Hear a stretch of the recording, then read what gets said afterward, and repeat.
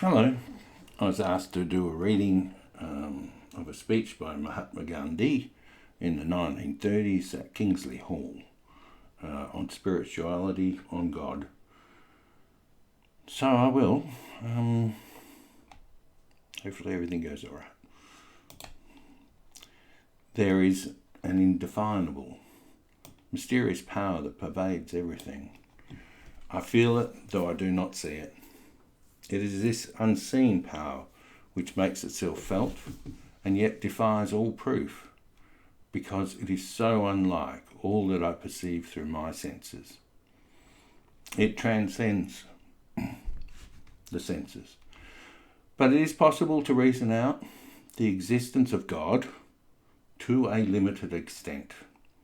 Even in ordinary affairs, we know that people do not know who rules them, or why and how he rules, and yet they know that there is a power that certainly rules. In my tour last year in Mysore, I met many poor villagers, and I find upon inquiry that they did not know who ruled Mysore.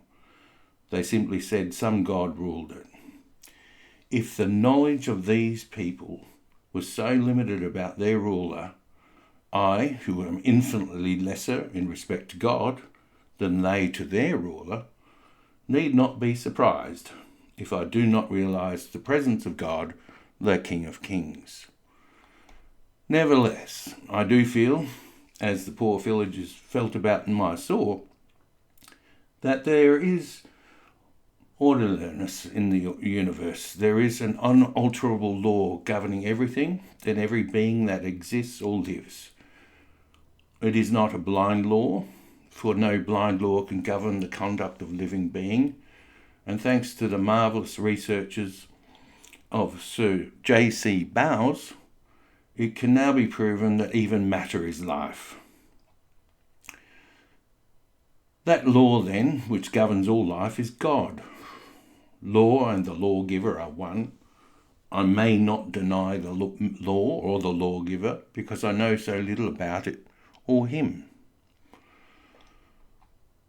Just as my denial or ignorance of the existence of an earthly power will avail me nothing, even so my denial of God and his law will not liberate me from its operation.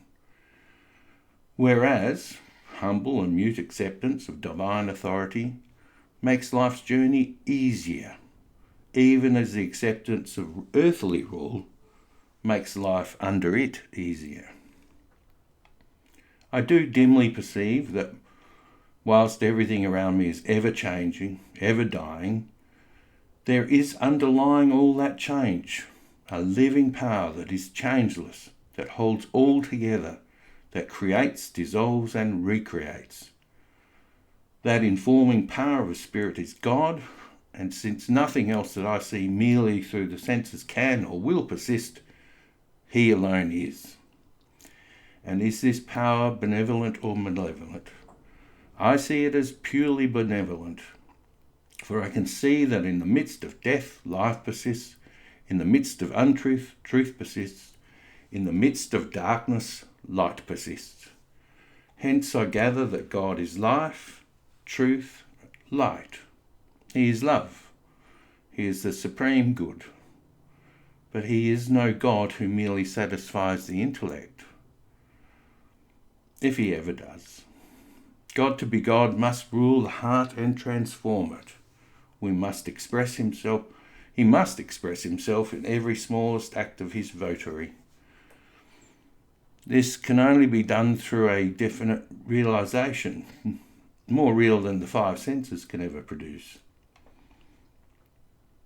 Sense perceptions can be, and often are, false and deceptive, however real they may appear to us. Where there is realization outside the senses, it is infallible. It is proved not by extraneous evidence, but in the transformed conduct and character of those who have felt the real presence of God within. Such testimony is to be found in the experiences of an unbroken line of prophets and sages in all countries and climes. To reject this evidence is to deny oneself. This realization is preceded by an immovable faith.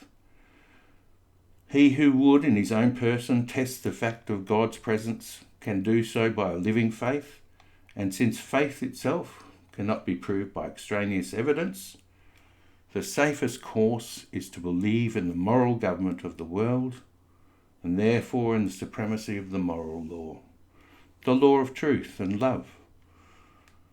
Exercise of faith will be the safest where there is a clear determination